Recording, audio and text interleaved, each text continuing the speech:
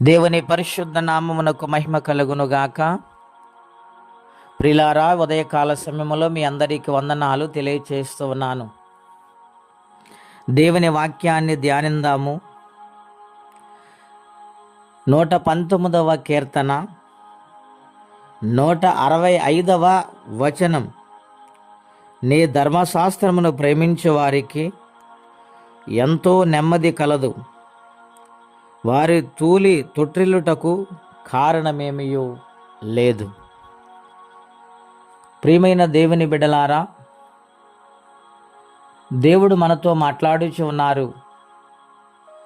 వాక్యము శక్తివంతమైనది. వాక్యమును ప్రేమించువారిగా, వాక్యమును గౌరవించువారిగా మనం ఉండాలని ప్రభు పేట మనవి చేస్తూ ఉన్నాను. భక్తులు అంటూ ఉన్నారు, నీ ధర్మశాస్త్రమును ప్రేమించేవారు అని అంటూ ఉన్నారు. అవును ప్రియులారా, దేవుని వాక్యమును ఎవరైతే ప్రేమిస్తారో, దేవుని వాక్యమును ఎవరైతే గౌరవిస్తారో, వారి జీవితానికి నెమ్మది, వారి మనస్సుకు నెమ్మది కలుగుతుందని ఇక్కడ వ్రాయబడి ఉన్నది. నెమ్మది లేని వారి లోకములు ఎంతమంది ఉన్నారండి? ఐశ్వర్యం ఉండవచ్చు, జ్ఞానవంతులై ఉండవచ్చు, పేదవారై ఉండవచ్చు, మధ్యతరగతి వారై ఉండవచ్చు. ఎంతోమంది ఈ మానవాళిలో నెమ్మది లేక కృంగిపోతూ జీవితాన్ని గడిపేవారు అనేక మంది లేరండి. ఈ ఉదయకాలము దేవదేవుడు మనతో మాట్లాడుచు ఉన్నారు.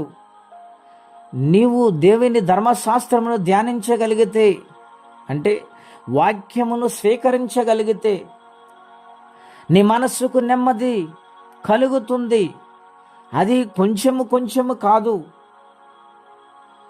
తగు మాత్రము కాదు, ఎంతో నెమ్మది. గమనించాలి ప్రియులారా, దేవుని వాక్యమును ప్రేమిస్తేనే నెమ్మది వస్తుంది గనుక దేవుని కార్యాలు మన జీవితంలో ప్రారంభమైతే ఇంకెంత నెమ్మది, సంతోషం కలుగుద్ది. ఒక్కసారి ఆలోచన చేయండి. ఎంతకాలము దేవునికి దూరముగా ఉంటారు? ఎంతకాలము దేవుని కార్యాలను ఆసక్తి చూపకుండా ఉంటారు? ఈ దినాన్న పరిశుద్ధాత్మ దేవుడు పిలుస్తూ ఉన్నాడు. నెమ్మది లేని నీ బ్రతుకుకు నెమ్మదినిస్తానని, నెమ్మది లేని నీ కుటుంబానికి నెమ్మది కలగజేస్తానని ఆ దేవదేవుడు ప్రేమతో మాట్లాడుచూ ఉన్నారు. గనుక నెమ్మది కావాలంటే దేవుని వాక్యము దగ్గరకు రావాలి, దేవుని వాక్యమును ప్రేమించాలి. రెండవదిగా, వారి తూలి తొట్టిల్లుటకు కారణమేమీ లేదంటూ ఉన్నారు. అవును ప్రియమైన దేవుని బిడ్డలారా, వారి తూలిపోవటంలోను తొట్టిపాటవటంలోను కారణం ఉండదు. ఎందుకంటే వారు ప్రేమించింది దేవుని వాక్యాన్ని, ధర్మశాస్త్రమును.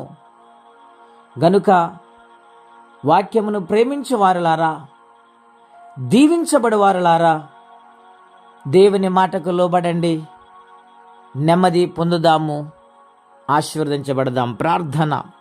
పరిశుద్ధుడైన మా తండ్రి, ఘనమైన మీ నామం కొరకై స్తోత్రం చెల్లిస్తూ ఉన్నాము. ఈ ఉదయకాలం ప్రేమించి మాతో మీరు మాట్లాడారు. ఎవరైతే నెమ్మది లేక కృంగిపోతూ ఉన్నారు, మీ మాట ద్వారా బలపరిచి, సహాయము చేసి, స్వస్థపరిచి బాగు చేయండి. శుభకార్యములు చేసుకుంటున్న వారికి మేలు చేయండి. రక్షణ లేక నశించిపోతున్న రక్షణ కార్యము జరిగించి మీరు మహిమ పొందండి. ఈ దినము దీవెనకరంగా మార్చండి. ఎవరైనా ఆర్థికంగా ఇబ్బందులు ఉంటే మీ చేయిని అందించండి ప్రభువా, సహాయం చేయండి.